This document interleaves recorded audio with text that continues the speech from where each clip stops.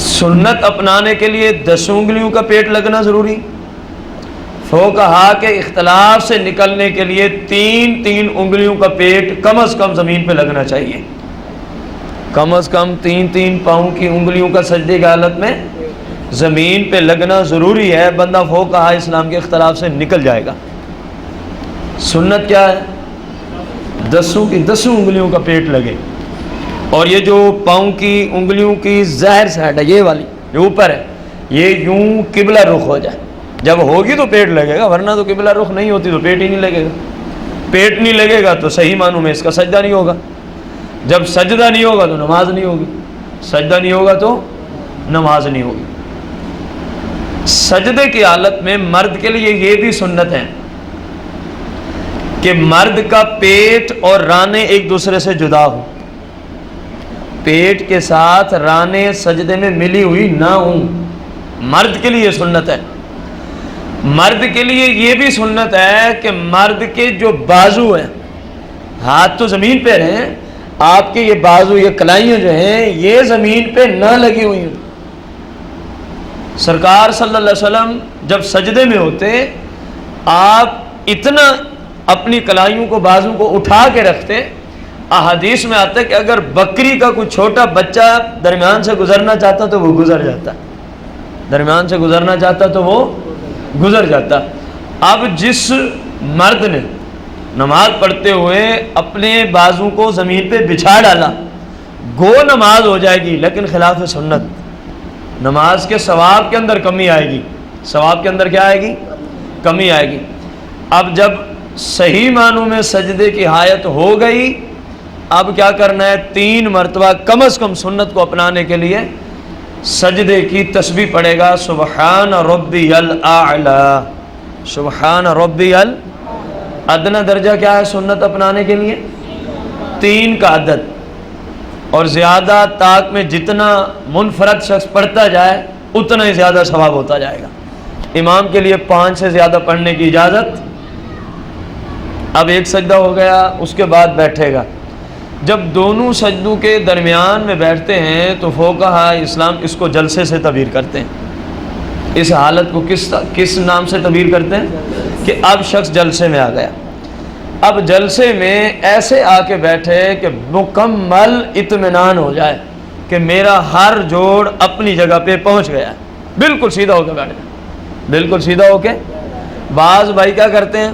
سجدے میں تھوڑا سا سار اٹھایا، وہ گئے سجدے میں، یوں اس کی نماز نہیں ہوتی، اس کو نماز دوبارہ پڑھنی ہوگی. مسلم اور بخاری میں حدیث موجود ہے. سرکار علیہ الصلاۃ والتسلیم، یہ حدیث رکوع اور سجود دونوں کے لیے ہے. مسجد نبوی شریف میں تشریف فرماتے ہیں. ایک شخص آیا، اس نے نماز پڑھی.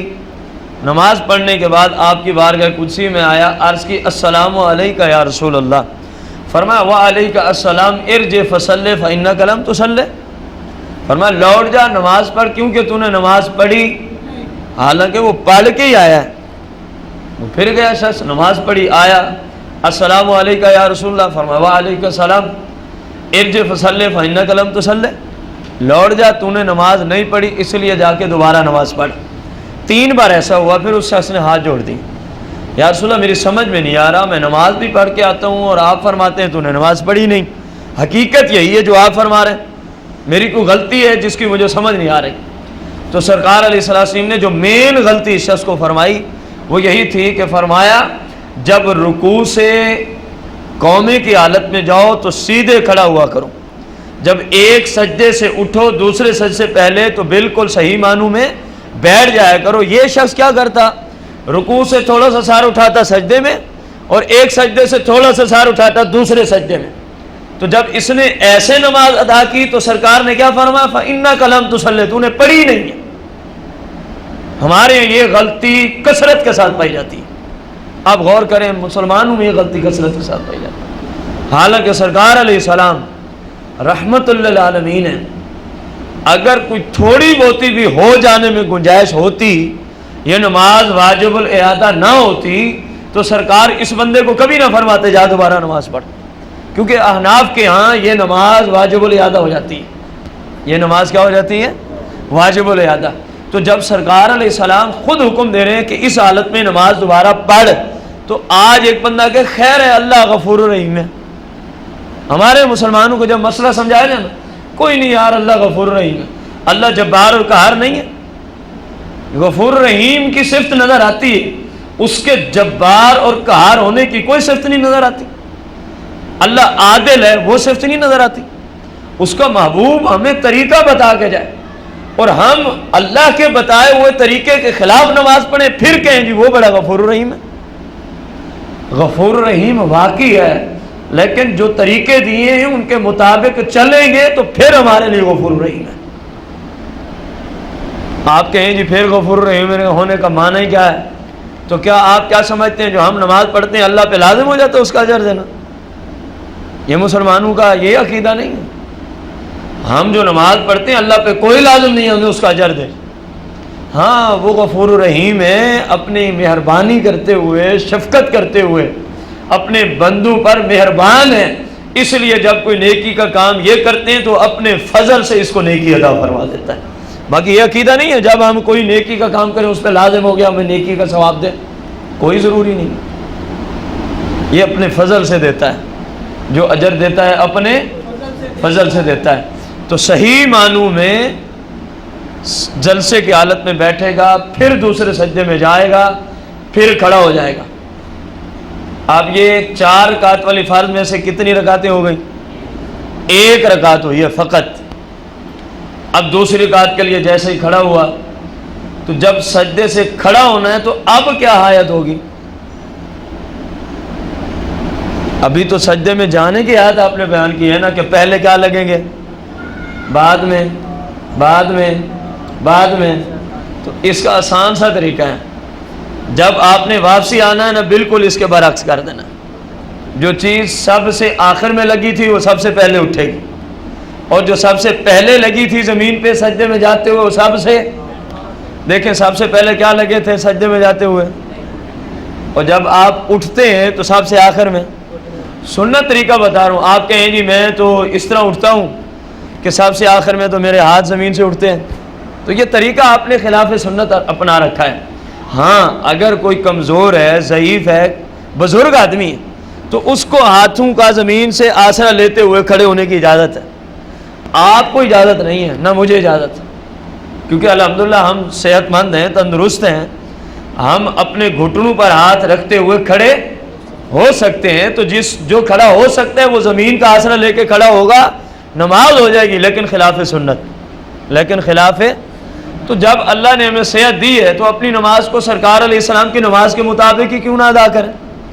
اور یہ یاد رکھیں وہی نماز قبول ہوتی ہے جو نماز سرکار علیہ السلام کے طریقے کے عین مطابق ہوتی ہے، یہ یاد رکھ لیں. ورنہ صرف فرض ادا ہوتے ہیں، قبولیت کا کوئی نظام نہیں ہے، ثواب کا کوئی نظام نہیں ہے.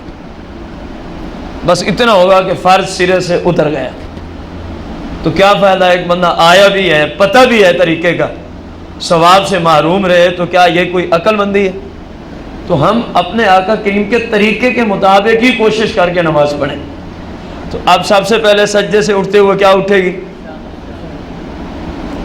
اس کے بعد ہاتھ تو پہلے آپ نے اٹھا لی، ہاتھ اٹھاتے ہی کس جگہ پہ آئیں گے؟ آپ کے گھٹنوں پہ آئیں گے. سب سے پہلے آپ کی پیشانی اٹھی، ناک اٹھا، ہاتھ اٹھے، ہاتھ اٹھتے ہی کہاں آئیں گے؟ گھٹنوں پہ، زمین پہ نہیں. ہاں کمزور بندہ ہے، ضعیف ہے، وہ الگ ہے. ہم بات کریں اس کی جو تندرست ہے اور اس طریقے کی جو سرکار علیہ السلام سے مروی ہے، ہم اس طریقے کی بات کر رہے ہیں. جو معذور ہے، جو کمزور ہے، اس کا طریقہ شریعت نے اس کو آسانی دی ہے، وہ الگ ہے. اب گھٹنوں پہ ہاتھ رکھتے ہوئے کھڑا ہو جائے گا، پھر اسی ہاتھ پہ ہاتھ باندھ لے گا، بسم اللہ الرحمن الرحیم پڑھے گا، سورہ فاتحہ پڑھے گا، پورے قرآن میں سے جتنی قرات مقصود ہے اتنی کرے گا، پھر رکوع میں، پھر سجدے، پھر اتحیات پہ آ جائے گا. پھر کہاں آ جائے گا؟ اتحیات پوری پڑھنی ہے.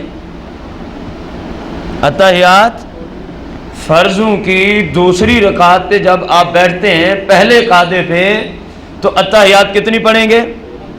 پوری پڑھیں گے. پوری اتحیات کہاں تک ہوتی ہے؟ عبدہ و رسولوں تک، یہ اتحیات کمپلیٹ ہو گیا ہے۔ آگے جو ہے وہ تو درود اور دعا ہے، وہ اتحیات کا حصہ نہیں ہے، وہ اتحیات کا حصہ کوئی اگر یہ سمجھتا ہو نا درود اور دعا بھی اتحیات ہی ہے، ایسی بات نہیں ہے۔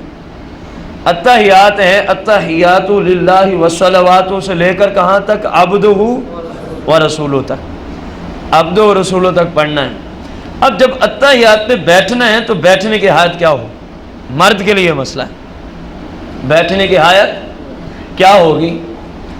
اس کے یہ جو دونوں ہاتھ ہیں نا اس کے رانوں کے اوپر یوں کہ یہ جو بندے کے گھٹنے ہیں نا ان سے نیچے نہ انگلیاں جائیں، اوپر اوپر رہیں۔ یہ دیکھیں، بھلے آپ 1 انچ پیچھے کر لیں، اس میں کوئی مذائقہ نہیں ہے۔ کچھ لوگ یوں بیٹھے ہوتے ہیں اتحیات میں، یہ خلاف سنت طریقہ ہے۔ دیکھ رہے ہیں آپ، گھٹنوں سے ہاتھ نیچے جا رہے ہیں، کچھ لوگ اتحیات میں یوں بیٹھے ہوتے ہیں۔ یہ دیکھیں، مزید وہ ابھی پریکٹیکل انشاءاللہ کرواتے ہیں۔